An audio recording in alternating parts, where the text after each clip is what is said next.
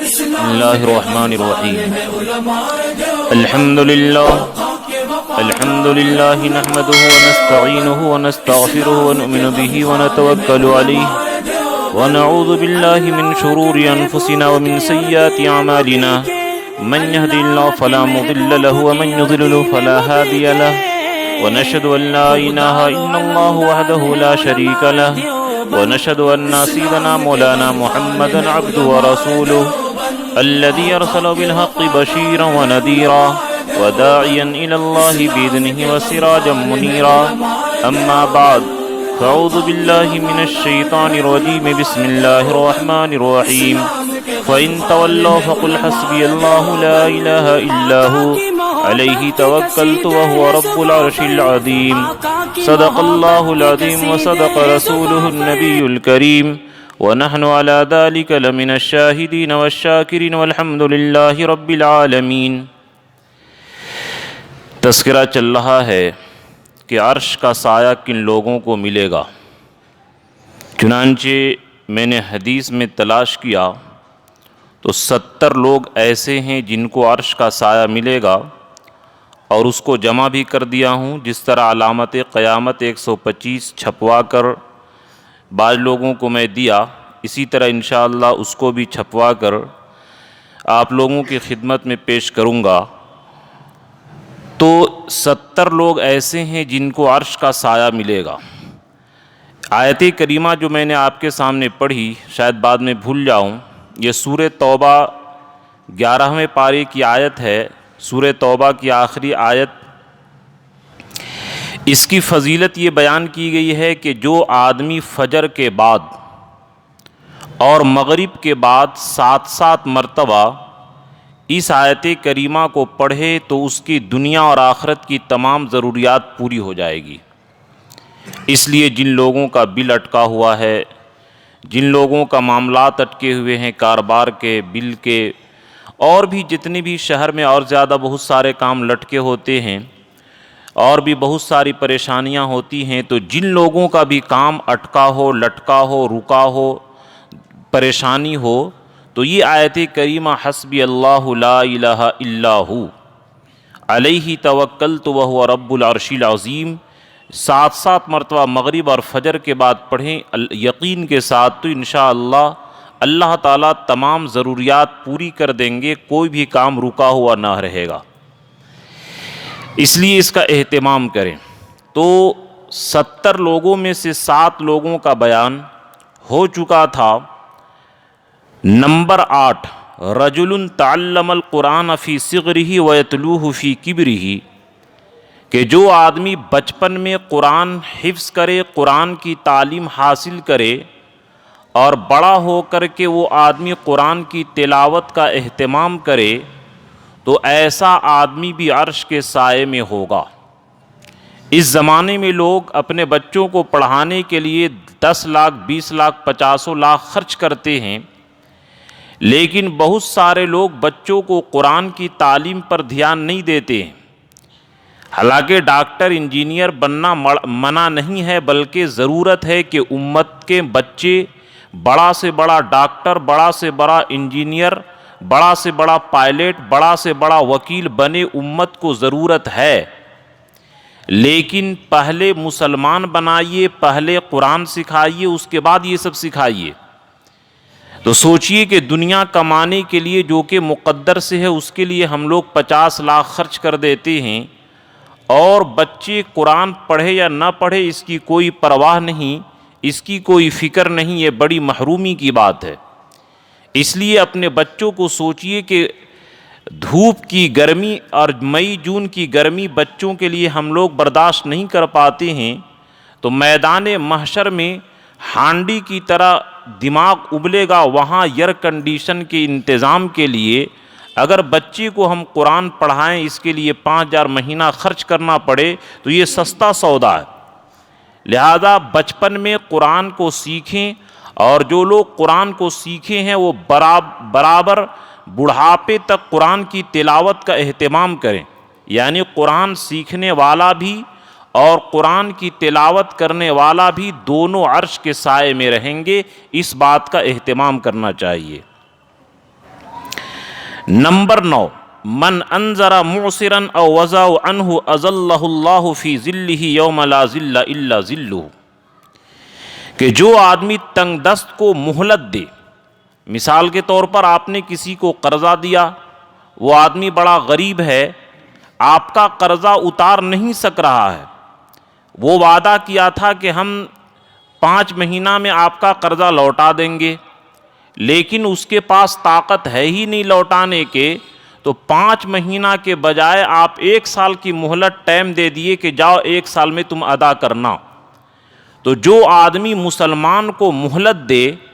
اور قرض، غریب مسلمان جس کے پاس پیسے نہیں ہے، اگر ایک آدمی مالدار ہے اور پیسہ ہوتے ہوئے نہیں دیتا تو اس کے بارے میں ہے مثل الغنی ظلم، کہ مالدار آدمی قرض نہ دے تو وہ ظلم کر رہا ہے، ظالم ہوگا۔ غریب کے لیے ہے کہ ایک آدمی غریب ہے، غربت کی وجہ سے آپ کا قرضہ آپ سے ادھار لیا نہیں دے پا رہا ہے، تو اس کی مدت بڑھا دیجئے کہ 5 مہینہ کے بجائے چلو 10 مہینہ کے بعد تم قرضہ دینا۔ بلکہ ایک حدیث ہے، سن لیجئے، کہ جو آدمی آپ سے قرضہ لیا کہ 2 مہینہ کے لیے دیجئے، 2 مہینہ کے بعد ہم آپ کو قرضہ دے دیں گے، آپ نے 20,000 روپیہ قرضہ دے دیا، اب 2 مہینہ کے بعد قرضہ نہیں دے رہا ہے اور 20,000 روپیہ دے دیے اور آپ 1 سال اس کا ٹائم بڑھا دیے، چلو 1 سال تک، تو حدیث کا مفہوم ہے کہ روزانہ 1 سال تک آپ کو 2,000 صدقہ کرنے کا ثواب ملے گا۔ تو یہ بڑی قیمتی دولت ہے کہ مسلمان کو ذلیل نہ کرے، مسلمان کو مہلت دیں، کہ آپ کے پاس پیسے ہیں، اس کو قرضہ دیے اور اس کی استعداد خراب ہو گئی، اس کی غربت کی وجہ سے پریشانی ہو گئی، تو ایسے آدمی کو مہلت دیجئے کہ ٹائم بڑھا دیجئے، او وضع عنہ، یا معاف کر دیجئے، کہ آپ نے کسی کو 50,000 قرضہ دیا، غربت کی وجہ سے آپ 50,000 معاف کر دیے، چلو ہم تم کو معاف کر دیتے ہیں، چلو اللہ کے لیے چھوڑ دیتے ہیں، تو ایسے آدمی کو سوچئے جب ٹائم بڑھا دینے پر، مہلت دینے پر اللہ تعالیٰ اس کو عرش کا سایہ دیں گے، تو قرضہ کو معاف کر دے تو کتنا بڑا عرش کا سایہ دیں گے۔ یا 50,000 کسی نے قرضہ لیا، 50,000 آپ نہیں معاف کیے، 25,000 معاف کر دیے، 10,000 معاف کر دیجئے، کچھ معاف کر دیجئے، تو یہ ایسے آدمی کو اللہ تبارک تعالیٰ عرش کا سایہ دیں گے۔ اس لیے اگر موقع مل جائے تو یہ ثواب سے بھی محرومی نہیں ہونی چاہیے۔ نمبر 10، من اعان مجاہدا فی سبیل اللہ، کہ جو آدمی اللہ کے راستے میں جہاد کرنے والے کی مدد کرے، کہ ایک مجاہد ہے، اس کے پاس ہتھیار نہیں ہے، ہتھیار خرید کے آپ نے دے دیا، ہتھیار خریدنے کے لیے پیسہ دے دیا، آپ نے کہا کہ تم جاؤ اللہ کے راستے میں، ہم تمہارے گھر والوں کی مدت تک دیکھیں گے اور پورا نان و نفقہ اور پوری راشن پانی ہم دیں گے، تو جو آدمی بھی اللہ کے راستے میں کام کرنے والوں کو، اللہ کے راستے کے کام کرنے والوں کی اس طرح مدد کرتا ہے، تو اللہ اس کو بھی عرش کا سایہ دیں گے۔ اس لیے اگر کوئی آدمی کسی مدرسے کے بچے کو گود لے لیتا ہے کہ تم حافظ، عالم، مفتی، قاری جتنا بننا ہے بنو، پورے پڑھائی کا خرچ ہم دیں گے، تو انشاءاللہ اس کو تو سفارش کی دولت ملے گی ہی، عرش کا سایہ بھی ملے گا۔ یا جب وقت آ جائے گا جیسے کہ امام مہدی کے دور میں، تو آپ امام مہدی کے لیے جتنا بھی پیسہ خرچ کریں گے، جتنے بھی لوگ ان کے تعاون کریں گے، سارے لوگوں کو عرش کا سایہ ملے گا۔ اس لیے بہت سارے راستے، جو بھی اللہ کے راستے میں کام کرنے والے ہیں ان لوگوں کو مدد کرے تو اللہ تبارک تعالیٰ آسانی کا معاملہ کریں گے، اور عرش کا سایہ سوچئے تھوڑی دیر گردن جھکا کر کے کہ جون اور مئی کے مہینے میں کیا آدمی کو پریشانی ہوتی ہے گرمی کے دن میں، اور لاکھوں روپیہ لگا کر کے اے سی کا انتظام کرتے ہیں، جو کچھ دن کا معاملہ ہے، اور جہاں جس دن کان مقدارہ 50,000 سنہ، 50,000 سال ہوگا، جہاں پر کوئی سایہ نہیں ہوگا سوائے اللہ کے عرش کے سایہ کے، اس دن وہ سایہ ملے گا، تو کتنا سستا سودا ہے، ہر ایک آدمی اس کو غور کرے۔ نمبر 11 او غارمن فی عسرتہ، کہ ایک آدمی قرضہ لے لیا اور قرضہ لے تو لیا، اب جس سے قرضہ لیا ہے اس کو پریشر ڈال رہا کہ میرا پیسہ تم واپس لاؤ، ہم کو قرضہ واپس دو۔ اب بیچارہ غربت کی وجہ سے وہ قرضہ واپس نہیں کر پا رہا ہے، آپ کو پتا چلا کہ فلاں صاحب، فلاں مومن، فلاں آدمی قرض کی وجہ سے بہت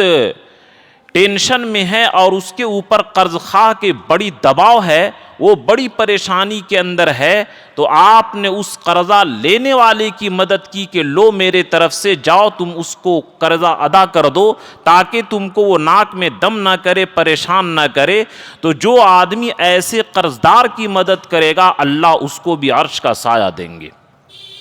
میرا بیان کرنے کا اصل داعیہ یہی ہوا کہ ہم تمام لوگ ان 70 کے 70 صفات اپنے اندر پیدا کریں، کہ یہ 70 صفات اگر ہمارے اندر پیدا ہو گئے اور جس کو عرش کا سایہ مل گیا تو اس کا مطلب ہے کہ وہ جنت میں چلا جائے گا، کیونکہ عرش کا سایہ ملنے کا مطلب ہی کہ اللہ کی رحمت میں آ گیا، اللہ نے اس کو گود لے لیا۔ اور جب ایک مالدار آدمی کسی غریب کے ہاتھ پر کسی کے سر پر ہاتھ رکھ دے، آدمی مطمئن ہو جاتا ہے، تو وہ اللہ جو ارحم الراحمین ہے وہ ہاتھ رکھ دے گا، وہ عرش کا سایہ دے دے گا، تو پھر کیا کہنا ہے۔ عرش کا سایہ ملنے کا مطلب ہی ہے کہ وہ آدمی جنتی ہو گیا اور جنت کا انشاءاللہ اس کے لیے فیصلہ ہو جائے گا۔ او مکاتمن فی رقبتہ، پہلے زمانہ کے اندر مکاتب ہوتا تھا، اس کو سمجھیے، مکاتب اس آدمی کو کہتے ہیں کہ ایک غلام ہوتا تھا، غلام کو اس کا آقا کہتا تھا کہ تم اتنا پیسہ دو اور اتنا پیسہ دے کر کے تم آزاد ہو جاؤ۔ ظاہر بات ہے کہ وہ آدمی غلام تھا، پیسہ تو ہوتا نہیں تھا، مثال کے طور پر ایک کہہ دیا کہ 1,00,000 روپیہ دو اور تم آزاد ہو جاؤ۔ اب وہ چندہ کرنے لگا کہ بھائی میری آزادی کا مسئلہ ہے، اگر 1,00,000 روپیہ ہم اپنے آقا کو دے دیں گے ہم کو غلامی کی عذاب سے نجات مل جائے گا، ہم کو آپ لوگ چندہ دیجئے۔ تو ایسے لوگوں کو چندہ دینے والا بھی عرش کے سائے کے اندر ہوگا۔ اس زمانہ میں تو غلام باندی کا دور ہے نہیں، لیکن مثال کے طور پر حکومت جو ظالم ہے، نوجوان مسلمان لڑکے کو چن چن کر کے بغیر گناہ کے پوٹا کے تحت اور بغیر کسی دلیل کے نوجوانوں کو جیل کے سلاخ میں ڈال کر کے 25-30 سال کے بعد حکومت یہ فیصلہ سناتی ہے اور کورٹ یہ فیصلہ سناتی ہے کہ یہ فلاں صاحب بغیر کسی جرم کے اتنا دن رہے اور باعزت ان کو رہا کیا جاتا ہے، جبکہ 30 سال کے اندر اس کی جوانی کو برباد کر کے رہا کیا جا رہا ہے۔ تو اگر کوئی ایسا بچہ جو ہونہار ہو یا ہونہار نہ ہو، مسلم بچہ ہو، اور حکومت نے بغیر غلطی کے صرف اسلام اور ایمان کی بنیاد پر اس کو قید کر کے رکھا ہے، تو ایسے نوجوان بچوں کے چندہ میں جو حصہ لے گا اور ایسے نوجوان بچوں کو جو جیل سے چھڑائے گا، جیسا کہ جمعیت کے لوگ بڑے اس پر اچھے کام کر رہے ہیں، تو ان لوگوں کو بھی اللہ تعالی عرش کا سایہ دیں گے۔ نمبر 13 من اذل راس غاز اذلہ اللہ یوم القیامہ، کہ جو آدمی کسی جہاد کرنے والے کے لیے سایہ کا انتظام کرے گا اللہ اس کو عرش کا سایہ دیں گے۔ پہلے زمانہ کے اندر جو گھوڑے سے جہاد ہوتا تھا، گاڑی وغیرہ کا نظم تھا نہیں، تو جو آدمی کسی مجاہد کے لیے سایہ کا انتظام کرے گا دنیا میں، اللہ تعالیٰ اس کے لیے آخرت میں سایہ کا انتظام کریں گے۔ یا مثال کے طور پر ابھی مدرسے میں پڑھنے والوں کے لیے کوئی روم بنا دیتا ہے، سایہ کا انتظام کر دیتا ہے، مسجد میں سایہ کا انتظام، مکتب مکاتب کا کر دیتا ہے۔ اسی طرح جو بھی اللہ کے راستے میں کام کر رہے ہیں، یا کسی عالم کا گھر نہیں ہے اس عالم کے گھر کے انتظام کر دے سایہ کا، تو ایسے لوگوں کو بھی اللہ تبارک تعالیٰ عرش کا سایہ دیں گے۔ یہ میں نہیں کہہ رہا ہوں بلکہ نبی صلی اللہ علیہ وسلم فرما رہے ہیں زبان اگرچہ میری ہے لیکن بات جناب محمد الرسول اللہ صلی اللہ علیہ وسلم کی ہے. ان باتوں پر یقین رکھیں دل کی گہرائیوں سے کہ نبی صلی اللہ علیہ وسلم قیامت کے دن پریشانی سے بچنے کی اور میدان محشر کی گرمی سے بچنے کے لیے یہ اسباب ہمارے لیے مہیا فرما دیے کہ اے میرے امت مسلمہ کے لوگوں، اگر اللہ نے تجھے پیسہ دیا ہے، دنیا میں تم لوگ اے سی لگاتے ہو، میدان محشر میں جس کو اے سی کا ٹھنڈک حاصل کرنا ہے اللہ کا عرش کا، یہ 70 کام کرو، انشاءاللہ تم کو ملے گا. نمبر 14 التاجر الصدوق تحت ظل العرش. سچا تاجر. اس زمانے میں لوگ بزنس مین سمجھتے ہیں کہ ہم کو دین کا ثواب مل ہی نہیں رہا، اور تجارت کرنے کو لوگ دین سمجھتے ہی نہیں ہیں. بڑی یہ غلطی ہے میرے دوستو. اللہ کے نبی فرمائے، ایک آپ 12 تعلیم میں سنتے ہوں گے، التاجر الصدیق الامین مع النبیین والشہداء والصالحین، کے سچے تاجر نبیوں کے ساتھ، شہداء کے ساتھ اور نیک لوگوں کے ساتھ جنت میں ہوں گے. یعنی جو آدمی تجارت کرتا ہے، جس طرح کوئی آدمی مسجد میں بیٹھ کر کے 10 گھنٹہ عبادت کرتا ہے اس کو ثواب ملے گا، اسی طرح کوئی آدمی 10 گھنٹہ دکان میں ڈیوٹی دیتا ہے، کام کرتا ہے، محنت اور مزدوری کرتا ہے، تجارت کرتا ہے، سپلائی کرتا ہے، تو بلکہ جو آدمی بال بچے دار ہے مسجد میں بیٹھ کر کے عبادت کرنے سے افضل ہے کہ وہ آدمی کمائے. عبادت میں مشغول ہونے سے زیادہ فضیلت ہے بال بچوں کے لیے کمانا. تو اگر کوئی آدمی 12 گھنٹہ ڈیوٹی کرتا، تجارت کرتا ہے، بشرطے کہ گھپلا بازی نہ کرے، جھوٹ نہ بولے، غبن نہ کرے اور تمام طرح کے گندگی سے پاک ہو، تو ایسے لوگ اگرچہ دیکھنے والا اس کو دنیا دار سمجھ رہے تھے لیکن سچا تاجر ہے، امانت دار تاجر ہے. یہ نہیں کہ مہر کسی اور جگہ کی لگایا اور مال کہیں اور کا دے رہا ہے، میٹر چھوٹا کر دیا، ترازو کے اندر غلط کا ہے، ناپ تول نہیں کرتا ہے. تمام طرح کے دیانت اس کے اندر موجود ہے، تمام طرح کی امانت اس کے اندر موجود ہے، تمام طرح کی سچائی اس کے اندر موجود ہے. اگرچہ یہ آدمی حافظ، عالم، قاری، مفتی کچھ بھی نہیں ہے اور مسجد میں عبادت بھی نہیں کرتا ہے، لیکن سچائی اور امانت داری کی وجہ سے یہ تاجر ہو کر کے، بزنس مین ہو کر کے نبیوں کے ساتھ اور شہداء کے ساتھ یہ جنت میں رہے گا اور ان کے ساتھ ان کا حشر ہوگا. یعنی ان کے نبیوں کا درجہ تو اعلیٰ رہے گا، یعنی ان لوگوں کے ساتھ حشر ہوگا، ان لوگوں کے ساتھ ان کو جگہ مل جائے گی. سوچئے کہ اگر کسی مزدور کو وزیر اعلیٰ کے ساتھ جگہ مل جائے تو کتنا پھولتا ہے، اور سچے تاجروں کو نبیوں کے ساتھ قیامت میں جگہ ملے گی، کتنا اس کو کتنی خوشی ملے گی اور کتنی زیادہ عزت کے لیے بات ہوگی. اس لیے میرے دوستو، جو لوگ تجارت کرتے ہیں 10، 50، 100 کے لیے جھوٹ نہ بولیے، غبن نہ کیجیے اور کسی طرح کا اس کے اندر ہیر پھیر نہ کیجیے. یاد رکھیے کہ آپ کا حشر نبیوں اور صدیقوں کے ساتھ ہوگا. صاف کہیے کہ بھائی ہم بھی کمانے کے لیے بیٹھے ہیں، بال بچے میرے بھی ہیں، ہم اتنا میں نہیں دیں گے، میرا اتنا میں نہیں پڑتا ہے. صاف صاف بولیے، لیکن غلط مت بولیے کہ نہیں اتنا میں خرید ہے میرا، اتنا میں. صاف صاف بولیے کہ بال بچوں کے لیے میری بھی ضرورت ہے، اتنا میں نہیں دوں گا. صاف صاف بولیے. تو یہی بول کی وجہ سے آپ نبیوں اور صدیقوں کے ساتھ ہو جائیں گے، اور جھوٹ کی بول کی وجہ سے نعوذ باللہ فاسق اور فاجر کے ساتھ ہوں گے اور عرش کے سائے سے محروم ہو جائیں گے. ماشاءاللہ اکثر لوگ شہر میں بزنس مین ہی ہوتے ہیں، چاہے بڑا ہو یا چھوٹا ہو. اس کو یاد رکھے کہ سچی امانت داری کے ساتھ، دیانت داری کے ساتھ اور سچائی کے ساتھ ہم لوگ تجارت کریں تو اللہ تبارک تعالیٰ عرش کا سایہ دیں گے. اسی طرح بیہقی کے اندر ایک روایت ہے، اللہ تعالیٰ نے ابراہیم علیہ السلام کو وحی بھیجی، یعنی 15واں آدمی وہ ہوگا جس کے اخلاق اچھے ہوں گے. یہ نہیں کہ کہے ایک بڑا آدمی مالدار ملا تو اس سے اچھی سے بات کرے، اور گھر میں جائے تو بیوی بچوں کو گالی سے بات کرے، بیوی بچوں کو ہمیشہ لٹھ مارے، نوکر کو ہمیشہ گالی سے بات کرے، یہ اخلاق نہیں ہے، یہ تو مطلب پرستی ہے، یہ تو منافقت ہے کہ بڑے آدمی کو، پیسے والے آدمی کو اور لوگوں کو دکھلا رہا ہے کہ میرے اخلاق ایسے ہیں، اور جب بیوی بچوں کے ساتھ اکیلے میں جاتا ہے تو گالی گلوچ کرتا ہے، نوکروں کے ساتھ، غریبوں کے ساتھ گالی گلوچ کرتا ہے، یہ اخلاق نہیں ہے، یہ منافقت ہے۔ تمام لوگوں کے ساتھ، جیسے حضور صلی اللہ علیہ وسلم کو ایک صحابی بولے کہ آپ رکیے اور میں آتا ہوں، اور اتفاق سے وہ صحابی 3 دن تک نہیں آئے، بھول گئے۔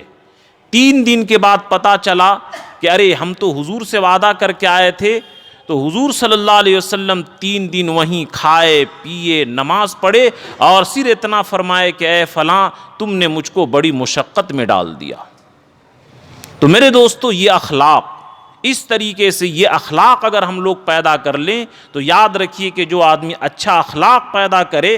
حضرت ابراہیم کو تو حکم دیا گیا حسن خلقک ولو مع الکفار تدخل مع الابرار، کہ اے ابراہیم اپنے اخلاق کو اچھا کیجئے، آپ نیک لوگوں کے ساتھ جنت میں جائیے گا، عرش کا سایہ دوں گا، اور اپنے پاکیزہ حوض سے میں آپ کو پانی پلاؤں گا۔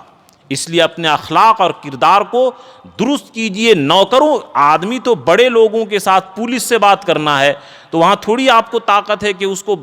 رے گالی گلوچ سے بات کیجئے گا، ایس پی سے بات کرنا ہے وہاں تو آپ خود بخود ڈر کر اخلاق پیش کیجئے گا۔ بڑوں کے ساتھ اخلاق پیش کرنا یہ کمال نہیں ہے، بلکہ جن کے اوپر آپ کی حکومت چلتی ہے، جو آپ کے ماتحتی میں لوگ رہتے ہیں، جو آپ کے سے دب کر کے نیچے کے طبقے کے لوگ ہیں، ان سے اخلاق سے بات کریے، یہ اصل اخلاق ہے۔ بڑوں کے ساتھ تو مجبوری ہے، آپ کی طاقت نہیں ہے کہ S P D S P minister کے ساتھ آپ رے طے کریں اور ان کو گالی سے بات کریں، وہاں تو آپ کو مجبوری ہے کہ آپ اخلاق دکھائیے گا۔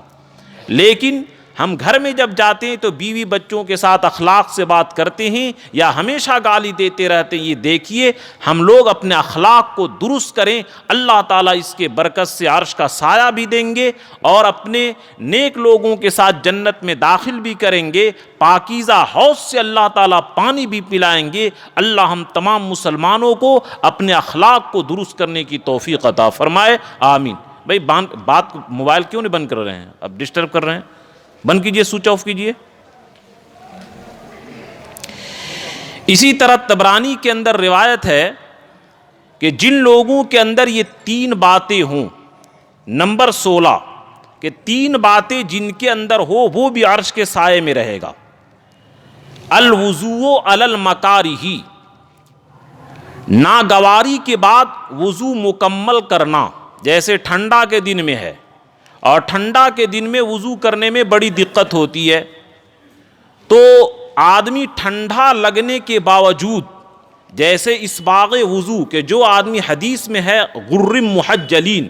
کہ یہاں تک تو دھونا فرض ہے، لیکن عضو کو بڑھا کر یہاں تک جو دھوئے گا تو یہ حصہ جو ہے چاندی کی طرح چمکے گا قیامت کے دن۔ اسی طرح ٹخنوں کو اوپر کر کے دھوئیں تو وہ بھی چاندی کی طرح چمکے گا۔ سر کا مسا گردن کا بھی کرے، ٹھنڈا میں عام طور پر لوگ ڈنڈی مار دیتے ہیں اور گردن کا مسا نہیں کرتے ہیں، تو جو ٹھنڈا کے دن میں وضو کرنے میں ڈنڈی نہ مارے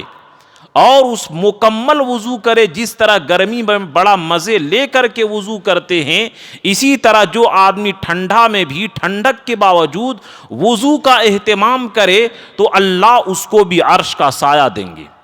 اب یہیں سے ایک بات سمجھ لیجئے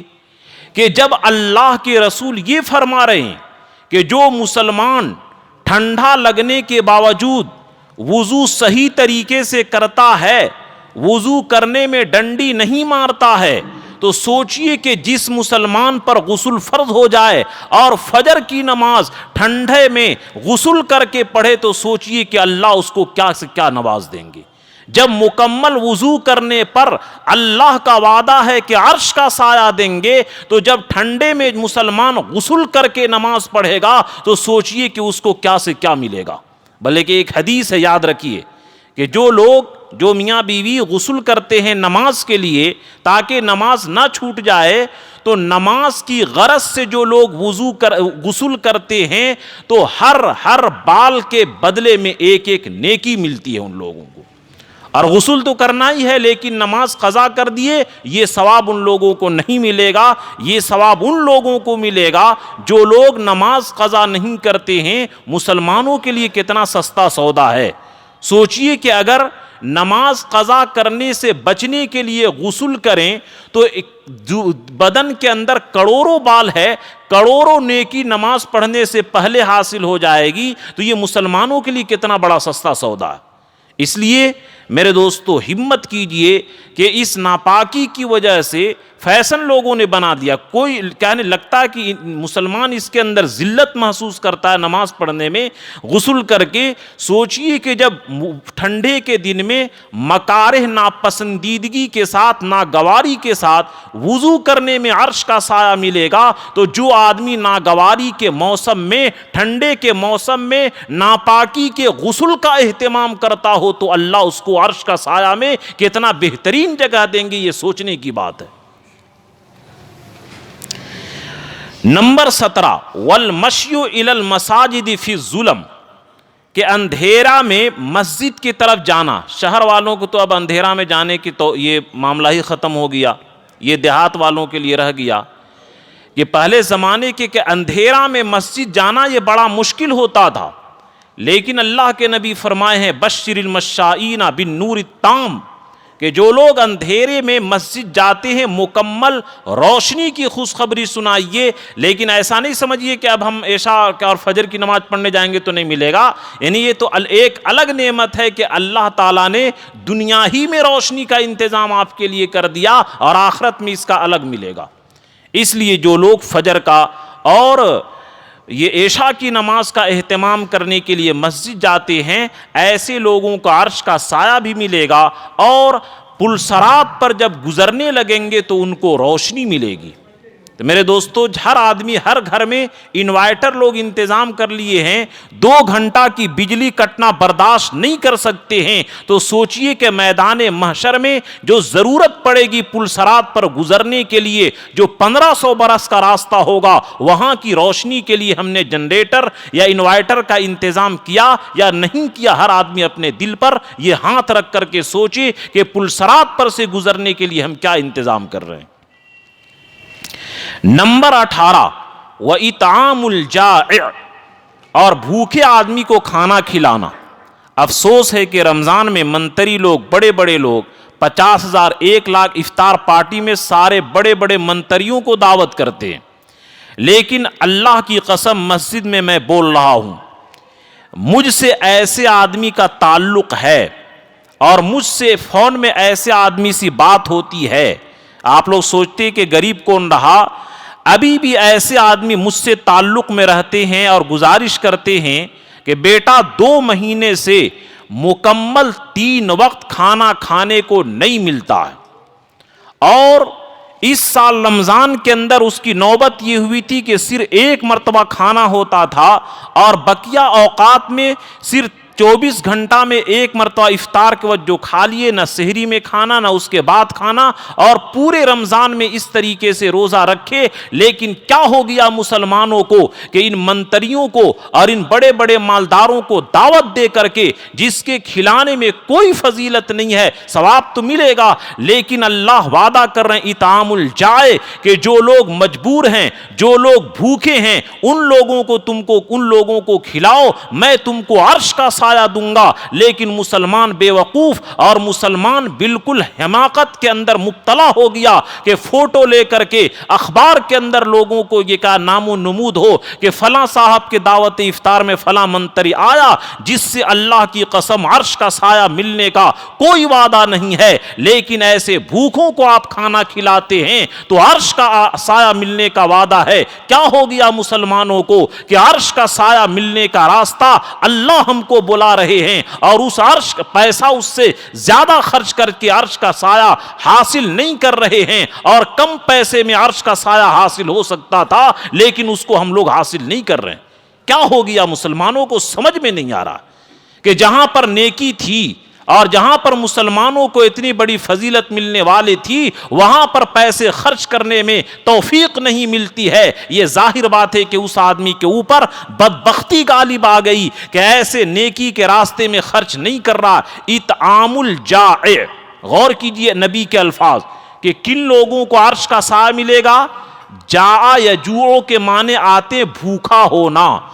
جائع کا لفظ آیا ہے یعنی ایسا آدمی کو کھانا کھلاؤ جو بھوکا ہو، جو اس کو پیٹ بھر کے کھانا نہیں مل رہا ہو، ایسے لوگوں کو کھلاؤ گے تب جا کر کے عرش کا سایہ ملے گا۔ منسٹر اور منتری کو دعوت دینے سے، نیتاؤں کو افطار پارٹی کرانے سے عرش کا سایہ نہیں ملے گا۔ یہ نبی کے الفاظ پر غور کیجئے۔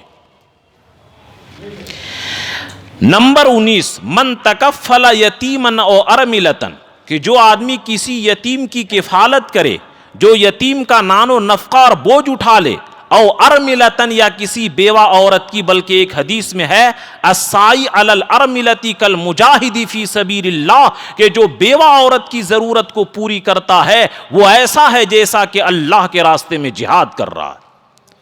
اور ایک اس لیے حدیث میں آیا کہ سب سے بہترین صدقہ وہ ہے کہ نعوذ باللہ آپ کی بیٹی، بہن، پھوپھی، خالہ آپ کے گھر بیوہ ہونے کی وجہ سے یا طلاق ملنے کی وجہ سے آ گئی واپس، تو سب سے بہترین نفقہ خرچ کرنا اس کے اوپر ہے، تمام صدقوں میں سب سے افضل۔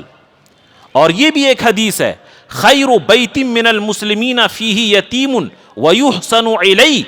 کہ روئے زمین میں جتنے مسلمانوں کے گھر ہیں ان مسلمانوں کے گھر میں سب سے گھر بہتر وہ ہے جس میں کوئی یتیم رہتا ہو یا بیوہ رہتی ہو اور اس کے ساتھ حسن سلوک کیا جائے، تو روئے زمین کے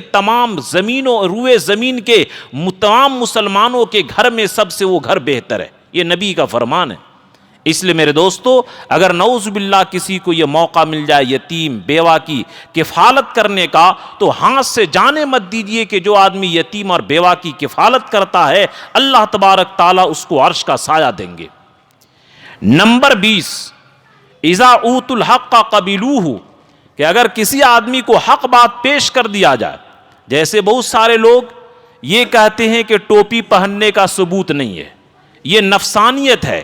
جبکہ میں بار بار کہتا ہوں کہ بخاری کے اندر یہ موجود ہے،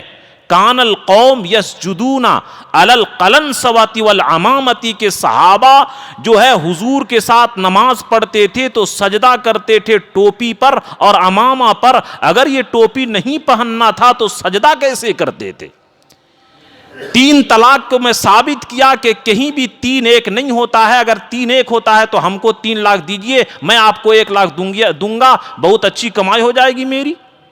تو جب یہ دلیل سے ثابت ہو گئی کہ 3 3 ہوتا ہے، 1 1 ہوتا ہے، اگر جو لوگ حق بات آنے پر ٹوپی کا ثبوت، یہ ساری ثبوت یہ کہ میں اشارہ میں بات کر رہا ہوں، وقت تفصیل کا نہیں ہے، کہ جو آدمی کو حق بات معلوم ہو جائے اور حق بات قبول کر لے، ایسے لوگ بھی عرش کے سائے میں رہیں گے۔ اس سے پتا چلا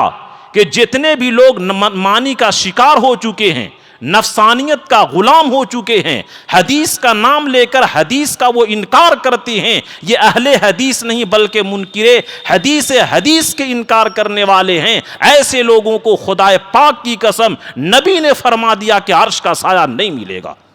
جن لوگوں کو حق بات مل جائے اور وہ قبول کر لے ان کو عرش کا سایہ ملے گا، یا جو بھی حصہ بٹوارے میں حق ملے اس کو قبول کر لے وہ ان لوگوں کو بھی عرش کا سایہ ملے گا۔ دوسرا مطلب یہ بھی ہے وَإِذَا سَأَلُوهُ بَذَلُوهُ، کہ جب ان سے سوال کیا جائے، ان سے مانگا جائے کہ یہ تقاضا ہے دو، اور اس کے پاس پیسہ اور وہ خرچ کرے، تو ایسے لوگوں کو بھی عرش کا سایہ ملے گا۔ نمبر 22، وَحَكَمُوا لِلنَّاسِ كَحُكْمِهِمْ لِأَنفُسِهِمْ، کہ جب کسی آدمی کو فیصلہ کرنے کی باری آئے تو وہ لوگ دوسرے کے لیے ایسے ہی فیصلہ کریں جیسا کہ اپنے لیے فیصلہ چاہتے ہوں۔ جیسے مثال کے طور پر ایک مقدمہ ہو گیا ایک زمین کی، اور وہ آپ کو دل کہتا ہے کہ یہ زمین اسی کی ہے، میری نہیں ہے، آپ چاہتے کہ یہ حق اس کا ہے، میرا نہیں ہے، تو جو آدمی اس طریقے سے چاہے کہ میرے لیے فیصلہ ہو، تو اسی طرح دوسرے کے لیے فیصلہ کرے جو اپنے لیے چاہتا تھا، اور اپنے نفس کو مار دے تو ان لوگوں کو بھی عرش کا سایہ دیں گے۔ نمبر 23، صلی علی الجنائز لعل اللہ یحزنک فإن الحزین فی ظل اللہ، کہ جنازے کی نماز میں شرکت کیا کرو، اس لیے کہ جو جنازے کی نماز میں شرکت کرتا ہے اللہ اس کے اوپر موت کی وجہ سے غم دے دیتے ہیں۔ اور اس سے پتا چلا کہ جو آدمی دنیا میں غمگین رہتا ہے، مثال کے طور پر بچے زیادہ ہیں اور حلال کمائی کم ہے، بچوں کو پرورش کرنے میں بڑی دقت ہوتی ہے، وہ آدمی غمگین رہتا ہے۔ کسی کے اوپر کوئی مصیبت آ گئی، مصیبت کی وجہ سے غم میں رہتا ہے،